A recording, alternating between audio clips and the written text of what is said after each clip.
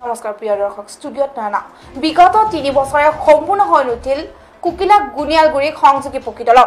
বাঁহৰ জৰাজীৰ্ণ সাঁকোৱেদি যাতায়াত কৰোঁতে প্ৰতিদিনে সংঘটিত হৈছে দুৰ্ঘটনা। ঠিকাদাৰৰ বিৰুদ্ধে ব্যৱস্থা গ্ৰহণৰ দাবী ৰাইজৰ। কুম্ভকৰ্ণ নিদ্ৰাত বঙাইগাঁও জিলা প্ৰশাসন তথা স্থানীয় জনপ্ৰতিনিধি।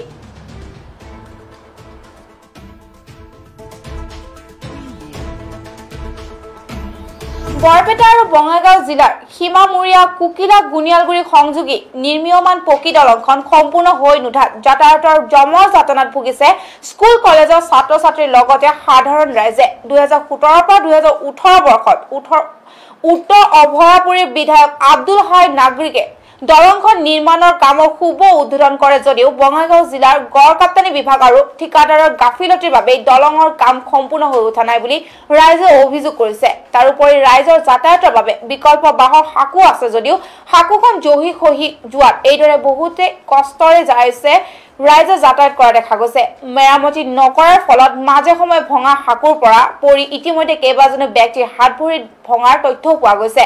দলংখন নিৰ্মাণত হোৱা দুৰ্নীতি আৰু হেমাহিৰ বাতৰি আমি ধাৰাবাহিকভাৱে প্ৰচাৰ কৰি আহিছো যদিও বিভাগীয় কৰ্তৃপক্ষ আৰু ঠিকাদাৰে কোনো ধৰণৰ গুৰুত্ব দিয়া পৰিলক্ষিত হোৱা নাই। আনকি স্থানীয় বিধায়ক আৰু সাংসদৰ ভূমিকাত অসন্তুষ্টি প্ৰকাশ কৰিছে ৰাইজে। এই ক্ষেত্ৰত বিষয়টোৰ সন্দৰ্ভত বিভাগীয় মন্ত্ৰী হিমন্ত বিশ্ব শৰ্মাৰ সুদৃষ্টি কামনা কৰিছে অঞ্চলটোৰ ৰাইজে।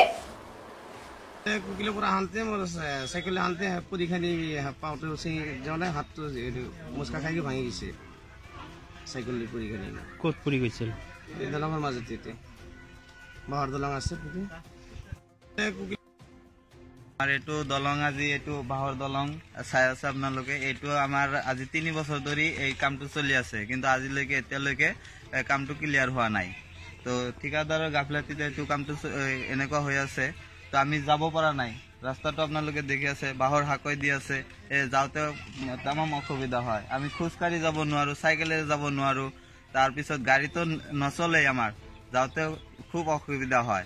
যাতে এইটো অতি সোনকালে ঠিকাদাৰে কামটো কৰি দিয়ে আৰু আমাৰ অহা যোৱাৰ কাৰণে এইটো কামটো অতি সোনকালে মেৰামতি কৰি দিব লাগে। আৰু গুনিয়ালগুৰি যোনটো দলংখনৰ কাম চলি আছে আজি 3 বছৰ হ'ল। 3 বছৰৰ ভিতৰত ঠিকাদাৰে যেনেকুৱা খেলি মেলি লগাইছে কাম লৈ কিনি, আৰু ৰাস্তাটোতো আপোনালোকে চাই আছে ৰাস্তাটো মেৰামতি নকৰে ভালদৰে। যেনেকুৱা স্কুলৰ ল'ৰা ছোৱালী যাব নোৱাৰে বা আমিও যাব নোৱাৰোঁ, এখন বাইকো যাব নোৱাৰে। কিন্তু সেইগিলা ঠিকাদাৰৰ বিৰুদ্ধে কিবা এটা কৰিব লাগে চৰকাৰৰ, কিন্তু নকৰে চৰকাৰে। এতিয়া 3 বছৰ পাৰ হৈ গ'ল ঠিকাদাৰৰ গাফিলতি। ঠিকাদাৰ আমি জনামতে জামিনুল খন্দকাৰ এইটো ঠিকা লাভ কৰিছে, আৰু তেখেতৰ গাফিলতি আৰু বঙাইগাঁও জিলা প্ৰশাসন বঙাইগাঁও বিভাগীয় কৰ্তৃপক্ষৰ গাফিলতিৰ বাবে এই দলংখন আজিকবতি নিৰ্মাণ নহ'ল, সম্পূৰ্ণ নহ'ল। আৰু যিটো বিকল্প এটা বাঁহৰ দলং দিছে, কেইবাবাৰো এই বাঁহৰ দলংখন ভাঙিছে।